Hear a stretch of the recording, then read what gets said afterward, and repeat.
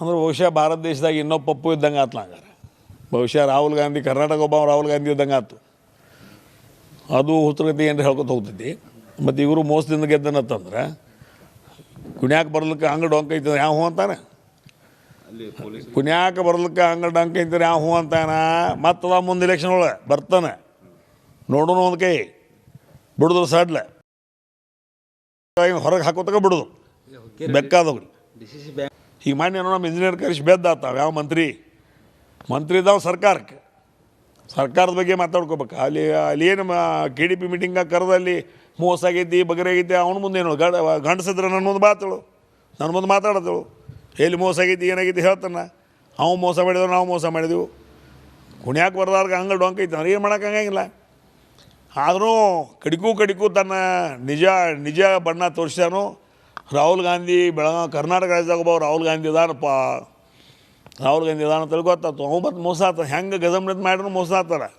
ಆತ್ಮೀಯ H16 news ಅರ್ಥಾತ್ ಹೇ ಸಿದ್ದರಾಮಗೆ ಸ್ವಾಗತ. ನಾನು ನಿಮ್ಮವ MI ಅಥವಾ ಮಲ್ಲಪ್ಪ ಜೋತಾವರ್. ಆದಮೇಲೆ ನಮ್ಮ ಅತ್ಯಂತ ಪ್ರೀತಿಯ ರಮೇಶ್ ಕತ್ತಿಯವರು ಈ ಸಂಕ್ರಮಣ ಕಾಲದಲ್ಲ, ಮಕರ ಸಂಕ್ರಮಣದ ಕಾಲದಲ್ಲ ಸಂಕ್ರಮಣವಾದಂಥ ಮಾತನ್ನು ಮಾತಾಡಿದ್ದಾರೆ.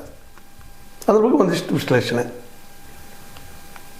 ಅದಕ್ಕೆ ಪೂರ್ವದಲ್ಲ ಮಕರ ಸಂಕ್ರಮಣದ ಎಲ್ಲರಿಗೂ ಶುಭಾಶಯಗಳು ಅಂತ ಹೇಳ್ತಾ ಕತ್ತಿಯವರು ಜಿಲ್ಲಾ ರಾಜಕೀಯದ ಮೇಲೆ ಟೀಕೆ ಮಾಡ್ತಾ ತಮ್ಮ ಇಂಜಿನಿಯರ್ಗೆ ನಮ್ಮ ಉಸ್ತುವಾರಿ ಸಚಿವ ಸತೀಶ್ ಅವರು ಚುನಾವಣೆ ಕುರಿತಾಗಿ ಕೇಳಬಾರ್ದಾಯ್ತು ಅನ್ನೋ ನೆಲೆಗಟ್ಟಿನೆಲ್ಲ ಕೆಲವೊಂದಿಷ್ಟು ಅಸಭ್ಯ ಮಾತುಗಳನ್ನು ಮಾತಾಡಿದರು ಅನ್ನೋದು ಈಗಾಗಲೇ ಸಾಮಾಜಿಕ ಜಾಲತಾಣದಲ್ಲಿ ಚರ್ಚೆ ನಡೀತಾ ಇದೆ. ಅವ್ರ ದೃಷ್ಟಿಯಲ್ಲಿ ಸರಿನೇ ಇರ್ಬೋದು, ಇಲ್ಲಂತಲ್ಲ. ಅಲ್ಲಿ ನಾವು ಇವತ್ತು ನಾಗರಿಕ ಸಮಾಜಗಳು ಹೊರಟಿದ್ದೀವಿ, ವಿಶ್ವ ಸಮಾಜಗಳು ಹೊರಟಿದ್ದೀವಿ, ವಿಶ್ವ ಬಂಧುತ್ವ ಬಗ್ಗೆ ಮಾತಾಡ್ತೀವಿ, ಸಮಾನತೆ ಬಗ್ಗೆ ಮಾತಾಡ್ತೀವಿ. ಸುಧಾ ರಮೇಶ್ ಕತ್ತಿಯವರು ಸಹ ಇವರು ಬೆಳೆದು ಬಂದಿದ್ದು ಕೇವಲ BJPಯ ನೆರಳಲ್ಲಿ ಅಷ್ಟೇ ಅಲ್ಲ, ಅದಕ್ಕೆ ಪೂರ್ವದಲ್ಲಿ ಇವರು ಜನತಾ ಪಕ್ಷದವರು, ಇವ್ರ ಸಹೋದರರಾಗಿರ್ಬೋದು, ಇವ್ರ ತಂದೆಯವರಾಗಿರ್ಬೋದು.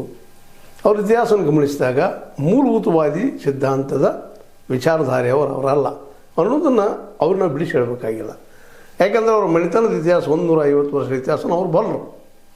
ಹೌದಿಲ್ಲಿಯ ಧರ್ಮ, ಜಾತಿ, ವಿಶ್ವಾಸ, ಸಂಪ್ರದಾಯ ಇವುಗಳನ್ನ ನಚ್ಕೊಂಡು ಹೋಗುವಂಥದ್ದು ಎಲ್ಲರದ್ದು ಸಹಜ ಒಂದು ಪ್ರಕ್ರಿಯೆ. ಅದು ಸೇರಿ ನಾವು ಅವ್ರನ್ನ ನೋಡ್ತಾ ಇದ್ದೀವಿ. ಮತ್ತು ಅದೇ ಕಾಲಕ್ಕೆ ಬೆಳಗಾವಿ